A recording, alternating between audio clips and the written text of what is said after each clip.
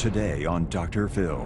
Former Mother of the Year is accused of soliciting the rape of a woman. She was outbid on her dream home. They got the house you wanted, so you want them to suffer. Yes, by hurting someone else, you feel better. You put this on Craigslist with her address. Come to my home while my husband's gone. We'll get our freak on.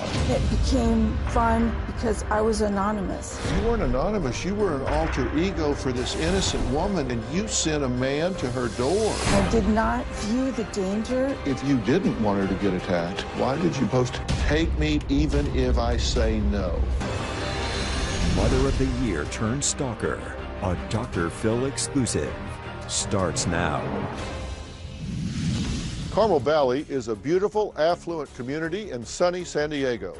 Known for its large houses and award-winning schools, it's the kind of neighborhood where people dream of raising a family. Kathy Rowe was one of those people, and in 2011, she fell in love with a home that she believed was perfect for her family. It had everything she wanted: space, a single story, and a sparkling pool. But Kathy's dream home was also someone else's, and she was outbid by another couple. That is where this story should have ended, but instead, it was the beginning of a nightmare for a young couple who thought they were getting a fairy tale home. Kathy Rowe embarked on a year-long reign of terror that ranged from sending thousands of dollars of magazines and adult diapers to the couple's house, to posing as the young wife online and arranging for men to show up at their home for sex. Former Mother of the Year is accused of soliciting the rape of a woman after the victim and her husband bought a Carmel Valley home that she wanted to buy. This is a very unique and in many ways disturbing case. The ordeal began in September of 2011. Jerry and Janice outbid Rowe on this Carmel Valley home. Upset and hoping to scare them into giving up the house, took out an ad on Craigslist pretending to be Janice. She titled it Carmel Valley Freak Show and encouraged men to come to her home unannounced and have sex with her, even if she said no. The characterization of her email correspondence with several men asking them to come rape my wife as a childish prank is absurd. Rowe also did things like send unsolicited mail to the home, as well as send Valentine's Day cards to female neighbors pretending to be Jerry. Kathy Rowe first denied any involvement with these online posts when authorities tracked her internet address, but later she confessed and said it was all a prank. Rowe pleaded guilty to felony stalking after prosecutors say she placed an online ad inviting men to rape a woman who bought the house that she wanted. The former Mother of the Year was sentenced today to a year of electronic home surveillance and 5 years probation. Rowe told detectives the ad was a prank and that she didn't intend to do any harm. Rowe's attorney says his client has PTSD as a result of having to care for her disabled daughter and sick husband. The victims shared some words of their own, telling the court their lives will never be the same. I was diagnosed with PTSD and needed the assistance of anti-anxiety medication to help me cope with the stress. I felt most secure away from my home. The house became my prison. They say they still live in fear. Last year, Kathy Rowe pled guilty to a felony stalking charge. In exchange for her plea, prosecutors dismissed felony charges of solicitation for rape and misdemeanor charges of identity theft and making annoying or threatening communication. So she was sentenced to a year of home electronic surveillance, 5 years of probation, and ordered to stay away from the couple for 10 years. Today, in a daytime exclusive, Kathy Rowe takes us inside her world and reveals what she claims pushed this one-time Mother of the Year over the edge. In fall of 11, there's this house, and there are 7 bidders on this house. It's a popular house. A lot of people are after this house. You place a bid on the house, but at the time that you place the bid, your actual realtor's out of town. Mm-hmm. So her partner is one you have to deal with that you don't really have a rapport with. Correct. And you later learn that this other couple also places a bid on the house. Mm-hmm. They win the bid. Correct. And their bid was better than yours, right? The money was quicker. It was the same amount of money, but the terms were better. Yeah, Yes. shorter term. Correct. They got the money sooner, so they win the bid on the house. And you don't even know that. You have to call and find out. Well, I saw that the house was being termite inspected, so I called to find out, why am I seeing new owners and an inspection company there? I think the lack of communication made it more traumatic because I didn't have that rapport, that ability to get the person on the phone and talk to them. And then it also made it hard to find out that we lost it. And then when my realtor came back into town, she viewed it as not a big deal. She was sort of like, well, if it were meant to be, it would have happened, so we'll have to move on and find a different house. Not recognizing the trauma that we viewed it as. Yeah, and in fact, you said, we just couldn't move on. They kind of offhandedly said, oh, you just didn't win it, you know, you just didn't get the bid, like, no big deal. But it was a big deal to you. Yes. You're married, right? Yes. And you have children. One child. You have one daughter, and I understand that she suffers from a syndrome that she was born with, correct? Correct, a genetic syndrome. Williams syndrome? This is a syndrome that affects a lot of different functions within the body. There are developmental delays, it has intellectual impact, there are different kinds of physical impairments. This is a very pervasive syndrome that makes it very demanding on a caregiver across time, right? Yes. In fact, that was one of the reasons it was so important for you to find a one-story home. Yes. She has medical issues, but she also has behavioral issues. She's like a 5-year-old, I would say. So it's difficult to get her to cooperate and do things. And we lived in a 2-story home, so it was very difficult to get her to go upstairs. So yes, a 1-story home would be so much easier. And she is how old now? She is 16. How old was she in 2007? 9. Okay. In 2006, you're one of San Diego's Mothers of the Year. One of the 50 best in San Diego. In San Diego. Yes.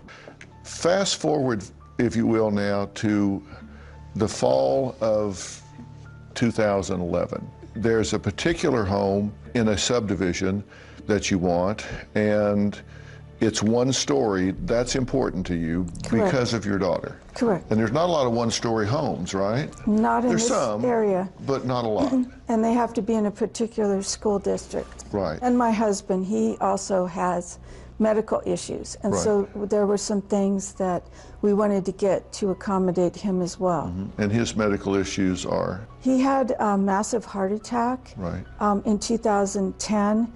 And he was becoming sicker and sicker during the time that this happened. It was hard for him to go up and down stairs. So you've got the problems with your daughter. She's getting bigger, more difficult to manage.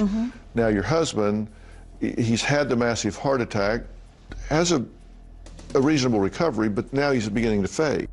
There were so many things needing my help and my attention. I just became exhausted. I was working full-time and then doing my husband's work at night and dealing with my daughter, had very severe school issues. And then my best friend became sick and her disabled son needed care. So I was literally like running myself ragged and trying to exist on 2 hours sleep. And it unfortunately affected my thinking. I thought I could cope with it and deal with it. And I didn't realize how poorly I was dealing with it until all of this happened. You said, one of your quotes was, we just couldn't move on. Why? I mean, it's a big neighborhood, a lot of houses. There are other houses in the neighborhood. There are other 1-story houses in the neighborhood. Why couldn't you just find another house? A couple of reasons. One, we had looked at like 100 homes, and this was unique. It was a former model home. It was the only floor plan in our whole community that had certain room layouts and certain features that we wanted. And then the first day it came on the market, we went and saw it. Everything was perfect. Everything all lined up, and it was exactly what we wanted. But this wasn't just another house. It wasn't, and it also my mindset at the time, I wasn't thinking very clearly. I was very sleepy.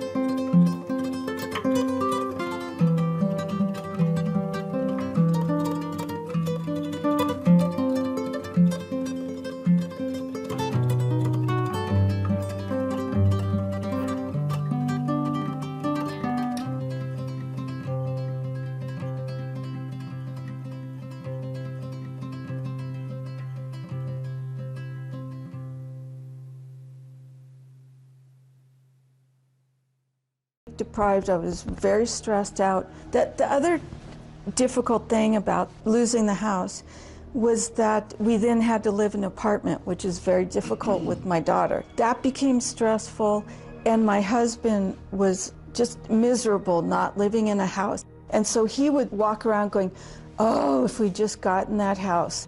Was this your dream house? It was my dream house. The minute I walked in, it felt comfortable. I fell in love with it the moment I stepped foot into it. All right, so you don't get your dream house. for whatever reason. You wind up in an apartment. Things are not going well. That seemed to be a domino that started clicking things in a negative way. Why couldn't you let it go? The emotions of being so upset and so angry at losing it and angry with myself because I was the one interfacing with the realtor. I felt guilty, I felt angry at myself. I felt like I'd caused all these negative things to happen to our family. Those emotions were so strong that caused me to continue to focus on the house and eventually the homeowners. You didn't know these people? Not at all. I really want you to travel back in time to the moment that you decided to do the first thing you did that wound up getting you in trouble. Okay. And what was that first thing? Coming up.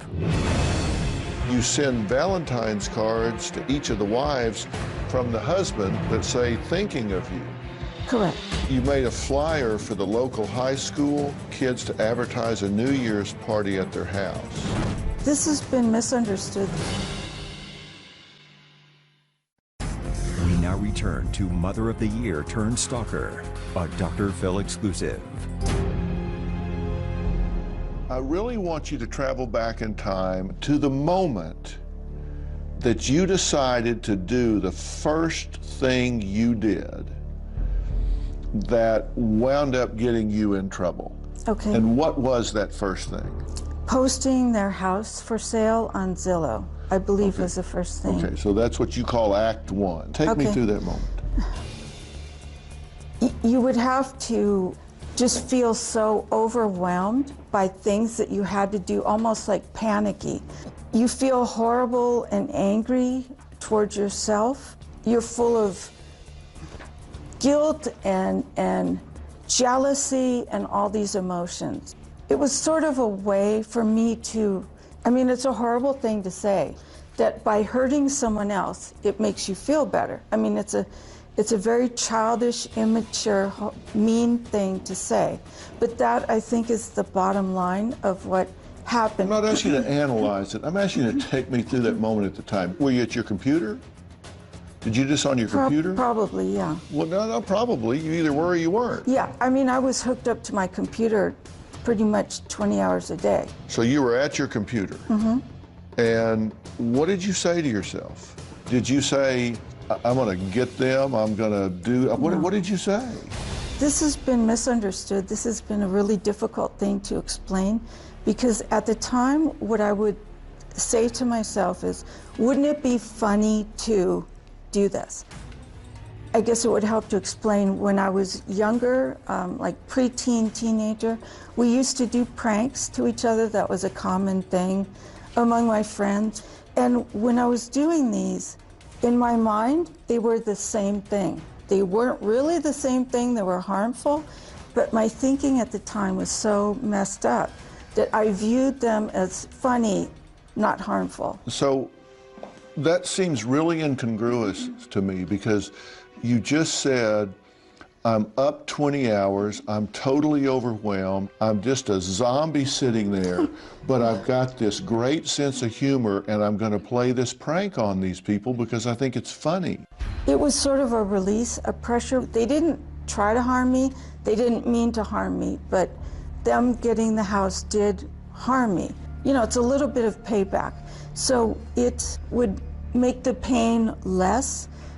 I knew that the acts would cause embarrassment, annoy them. You said that in a way you thought it felt like I could have a second chance at my dream home if it was back on the market. I didn't really think it would come back on the market. I wasn't doing these things to try to drive them out of the house. It was more annoying and embarrassing them with the neighborhood. That was really more the driving force. It wasn't that I thought I would get the house, and in fact, we already owned a home. So if it had come up on market, I couldn't have purchased it anyway. So, but did it make you feel a little better? It was more the feeling that I'm going through so much pain, so if I cause someone else a little bit of pain, it equalizes it or helps me feel better. Well, you know, old saying, misery loves company, right? It's a horrible emotion. Looking back, you say that was not a good thing to do. I kid. No. And what you said, I have it in quotes, I felt like I could get it, like I had a second chance at my dream home. It is really stupid now looking back at it. That's exactly verbatim what you said. Oh, I know, okay. It was seeing the ads on Zillow. Yeah. That's what it was seeing it in writing for sale. It wasn't that I thought they would actually sell it. It was more emotionally seeing it for sale again. I could pretend like it was available.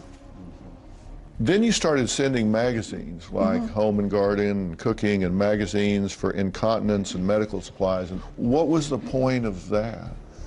To annoy them. Just annoyance? Yeah, having people come to their door or having things come to their house that they got thousands of dollars worth of invoices. Correct. And I did reimburse them for all of the expenses, but it was certainly a pain in the neck calling up and canceling all these magazines. That created a tremendous amount of work for them. You said it was funny to me, not malicious. You said it was just funny. Is that kind of evil funny? Yeah, now I would say it's evil funny. It's not the way I normally think. I'm not a revenge type person. You said you saw it as annoying and funny, but not hurtful. I mean, not hurtful in the sense that they would be attacked in their home or injured or raped. Not that kind of harmful. You stopped their mail at Christmas time. Correct. You made a flyer for the local high school kids to advertise a New Year's party at their house. Actually, it was on Craigslist as a local event. It said something like live band and keg party for the high school? For the one local, yes, the local high school in our area. We're now into like the fifth thing you've done. Now jumped into February, Valentine's Day.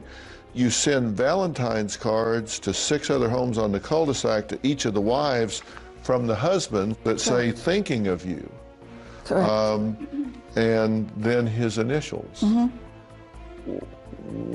What was the end game there? I now see it's to sort of poison their relationship. They were new to the neighborhood. The neighbors don't know them. I can see now that those activities with the neighbors, sending them magazines, the Valentines, posting things, was really sort of to poison their relationship, where their new neighbors would think, gosh, these are weird people or wild people, or we don't really want to get to know them. That's, I think, the bottom line of what my actions would have done. So to be alienated, maybe move away? And not so much to move away. It hurt me that they had purchased the house, moved in, and now they were going to be accepted in the neighborhood. It wasn't because you wanted them to move out so you could buy the house. No. You just wanted them to suffer. They got the house you wanted, so you want them to be miserable. You want them to be alienated from their neighbors and not be happy in your dream home. Yeah, now I realize that's what I was doing. Yes, absolutely. You went on Craigslist and it said, see me any day when my husband is not home, we can put our freak on. You were soliciting people to come to her home to rape her. Mother of the Year turned stalker. A Dr. Phil daytime exclusive continues. A former Mother of the Year recipient pleaded guilty to felony stalking charges. According to prosecutors, 53-year-old Kathy Rowe placed an ad online inviting men to come to a woman's home in Carmel Valley and rape her.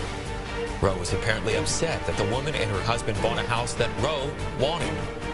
She told detectives the ad was a prank and that she didn't intend to do any harm.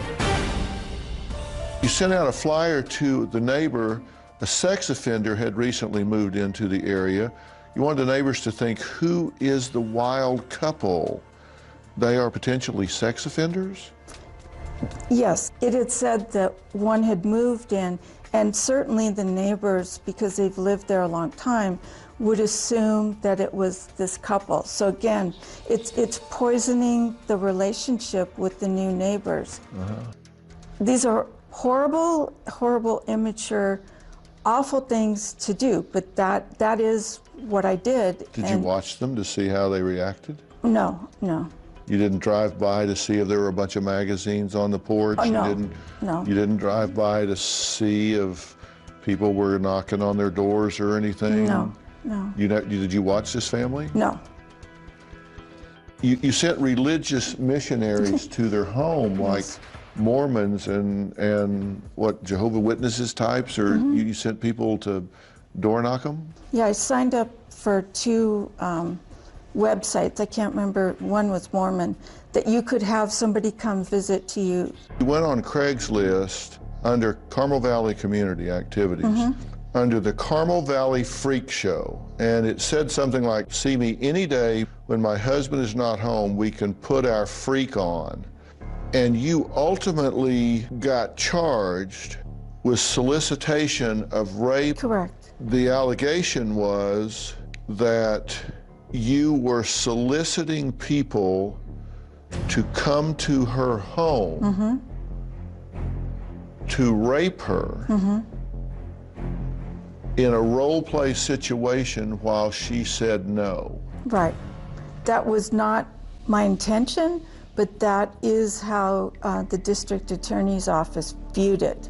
It was a big lesson, especially with the internet and computers. What you may think you're doing can be viewed very differently by other people. So they couldn't get in my head and know what I was trying to do, what I was thinking. It was, again, one of those embarrassing things for the neighborhood that they would think they were wild. That was really the intention of that. But you put this up with her address. Correct. Contact me, come to my home while my husband's gone, we'll get our freak on, and put up her address. Correct. I was thinking that the neighbors would see the ad, and I did not view the danger in posting the address, but at the time my thinking was so messed up that I would just sort of focus on this part of the action and not realize all these other things could occur as well. And you got responses. Correct. And you gave information to one of these men. Coming up. It became fun emailing back and forth with these guys because I was anonymous. You weren't anonymous, you were an alter ego for this right. innocent woman in this house, and you sent a man to her door. We now return to Mother of the Year turned Stalker, a Dr. Phil exclusive. This woman, she was voted Mother of the Year. Her heart is set on buying a dream home. She bids. She gets outbid. And what does she do, according to police? She goes online and she orders a hit, and she orders a rape of the woman that outbid her for the dream home. Now, I want you to listen to some of the ads. I love to be surprised and have a man just show up at my door and force his way in the door and force himself on me, totally taking me, while I scream no. She's talking to these men online. She says, come by any Monday, Friday, 9 to 3. I like the element of surprise. You gave information to one of these men. One, yes. You gave a picture. Yes. So it wasn't just for the neighbors to see it. You just post it. That doesn't make sense. You post it, they see it, they think, oh, weird couple here. But you got a response, and some guy you say looked like Mr. Rogers, he had on a sweater, so you thought, okay, he looks okay. So you answer him, you give him the picture. Correct. You egg him on to come to the house. So that wasn't for the neighbors. No, that was no, to get somebody to her front door that you don't know anything about. It was more... Have you ever seen Gacy? Have you ever seen Dahmer? Have you ever seen these guys? They look a lot more like Right. Mr. Rogers than they do the Incredible Hulk. Mm-hmm.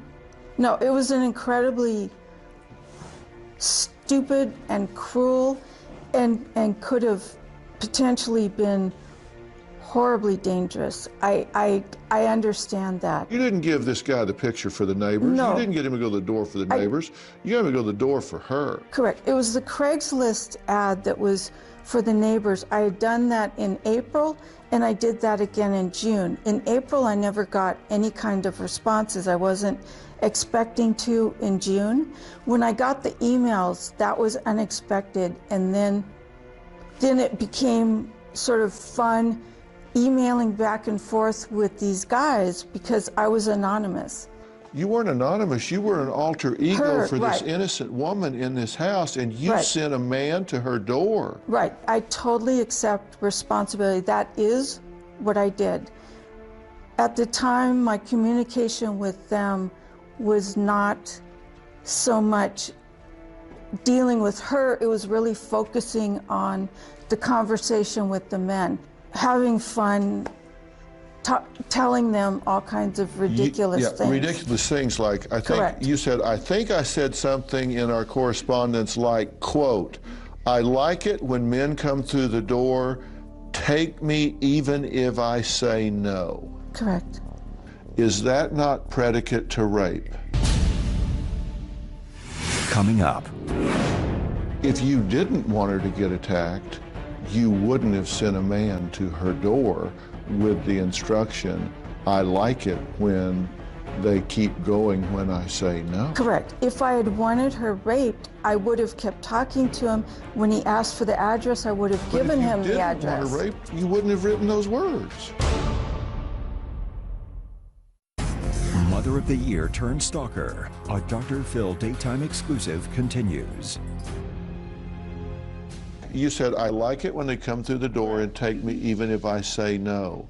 Is that not predicate to rape? Sitting here today, absolutely.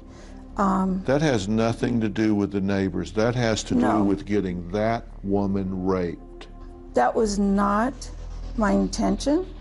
My intention is to keep describing weirder and weirder things, seeing what their reaction was, seeing if they would figure out that I was not who I said I was. I've never sexted or whatever you call it. This is the first time that I've ever written these types of emails, and I think because it wasn't my name out there, it gave me sort of the ability to do it without them knowing who I was. It was sort of a safety feature for me, but unfortunately that became an unsafety feature for her.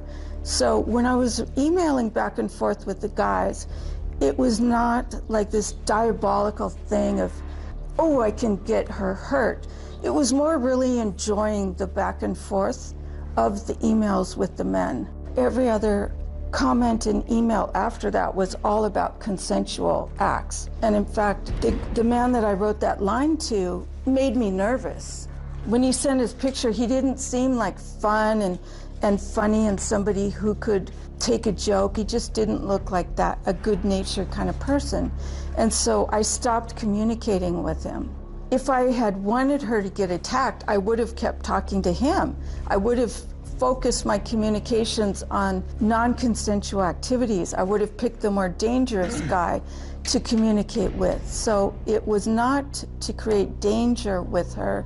If you didn't want her to get attacked, you wouldn't have sent a man to her door with the instruction, I like it when they keep going when I say no. Well, I actually did not send him to the door. He sent the photo. It made me very nervous, what he looked like in his photo. And he asked for the address, and I refused to give it to him, and I cut off communications with him. Let me ask you about this. Sure. I'm pretty much home all day, every day, bored and incredibly horny. I love to be surprised and have a man just show up at the door and force his way in the door and on me, totally taking me while I say no. Janice, what is the person who is writing this trying to do to you? She wanted me raped. This is my wife they're talking about. There's no mistaking the intent there. Okay, how can they view that any other way? You've communicated that to someone. You've said, I'm home, I love to be surprised, I want somebody to take me while I say no.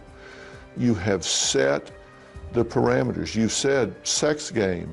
Only difference is he ain't coming to your house. Correct. You didn't say come to my house. You gave her address. Correct. You just didn't tell her he's coming. But he came. Yes, he did. Not that man, but another man, the man that looked like Mr. Rogers. I totally understand that that is how they view it. And if the shoes were on the other foot, I could totally see if someone wrote that about me, that would be my interpretation. The whole series of emails are describing more and more bizarre, disgusting things. And when they would come back and say, oh, I don't like that, then I would focus on those even more, trying to make them uncomfortable. See what point are they going to stop communicating with me. Those were your words, right? But if you wrote those words. Correct. If I had wanted her raped, I would have kept talking to him. When he asked for the address, I would have given him the address. If you didn't want her raped, you wouldn't have written those words. At the time, 50 Shades of Grey was very popular. It was more role-playing. But it wasn't about you. It was about an innocent woman that didn't know she was being talked about. Coming up. You're saying, I'm sleep deprived. I don't have enough time. I'm barely getting 2 hours of sleep a night, but you've got time to be ordering magazines and setting up Craigslist and having sex talk. It just doesn't make common sense. We now return to Mother of the Year turned Stalker, a Dr. Phil exclusive. I believe that Miss Rowe continues to be a dangerous person because of her skills of manipulation and her ability to lie. You know, I kind of think she has more of a reason now to attack us. I'd like to comment on that. Please. One, I'm not manipulative. Two, I have been very, very honest with the district attorney and everyone. In fact, we scheduled a special meeting with them. I came and gave them all kinds of information, told them, yes, I did these things. I've been very, very honest and trying to take responsibility for my actions. As soon as I started to sleep, which was in early July 2012, like within a week of doing that, I stopped these actions because I had more ability to see what they were doing, what their impact was. I've often said, if I wanted to make somebody just really psychotic and I could control one thing, it would be sleep. I think there are a lot of people who lose a night of sleep here or there and they feel tired the next day, they get better sleep for a few days and then they're fine. But chronic sleep deprivation is really an entirely different phenomenon. It's when we're shorting sleep by half or more every night for a long, long period of time. We see, lapses in judgment, we see poor memory, poor concentration. Like in Kathy's situation, the brain actually starts to function less and less. Jerry and Janice would never forget the jolt of fear they felt as a cop gave it to them straight. He said whoever was doing it was probably pretty sick. They were probably watching, and that sent chills down my back. I was not, in fact, watching. I never did anything to their home. I never sat outside their home. I never sent them something weird in the mail. I never did anything that's considered traditional stalker actions. I did not do that. If this is because you are burning the candle at both ends, if this because you are 20 hours a day trying to cover for your husband, trying to fill the void for him, taking care of your daughter, going through all of the work, everything, no time to sleep, no energy left, no ability to keep everything going, you don't have time to do what you're doing, And now you're spinning this web around innocent people that don't know it. It just doesn't make sense. You're saying, I'm sleep deprived. I don't have enough time. I'm barely getting 2 hours of sleep a night, but you've got time to be ordering magazines and setting up Craigslist and having sex talk with people on the internet. What? It just doesn't make common sense. It would take, like, let's say 15 minutes or something. If you look at the emails, they're all pretty quick. They're not like novels. And I would sort of take a mental vacation and focus on this for a while and then come back to the work that I was on. And what you want people to know is that you are sorry. Oh. That you're not some sociopath that has no empathy for these people, no remorse. I would say devastated is the word by my behavior. I had to go into therapy because I felt like the lowest form of life and like I didn't deserve to be here anymore. I was very suicidal. I couldn't deal well with what I had done and also to all these other innocent people because my behavior didn't just affect them. It had an impact on a lot of other people in my life. And you've been forthcoming with law enforcement, cooperated, you've helped in every way that you can. You're wearing a monitoring device now because you're on house arrest. Correct. If these people got transferred and they moved off to Bangor, Maine, and that house went on the market today, would you buy it?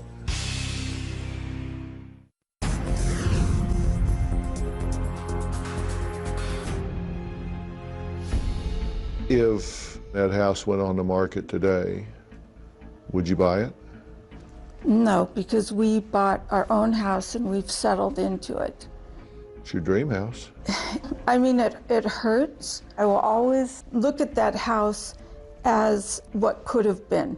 That when we were there, we should have made an offer and gotten it. So it's viewing it as something that I really screwed up. If that couple is watching this right now, what do you want them to know? Well, I've tried for 3 years to tell them how sorry I am. I wrote them a very long letter of apology.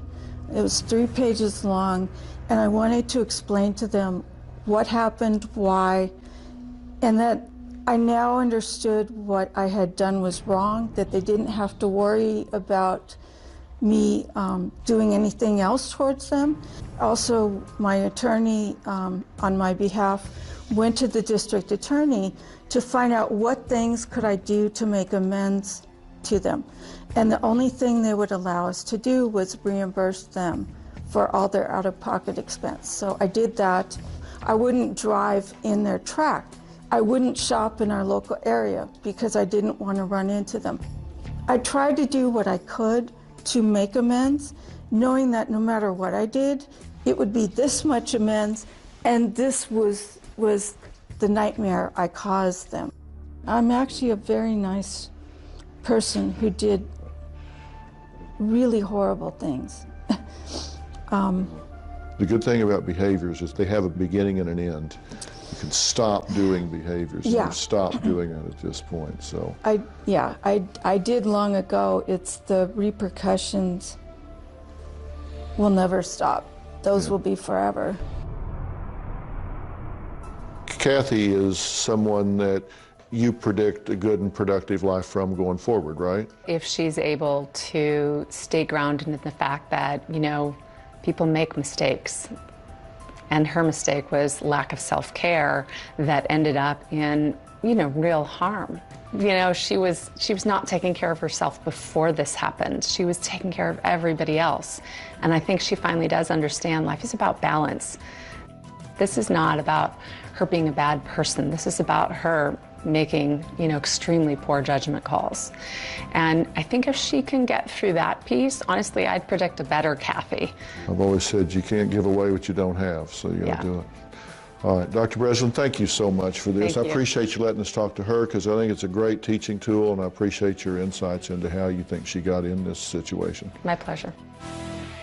For all of you mothers out there that are burning the candle at both ends, you can take a lesson, maybe tear a page from Kathy Rowe's book. Does sleep deprivation explain all of this story?